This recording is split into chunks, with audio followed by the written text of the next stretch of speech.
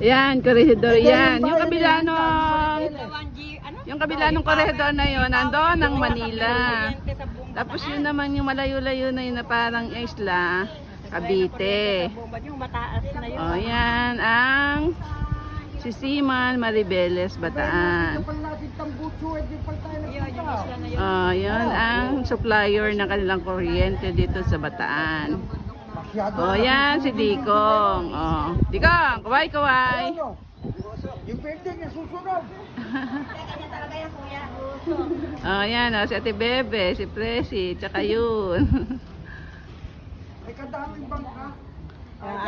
Tourist. Yan namin tourist guide. Dala. Ayun o, may iwala yun.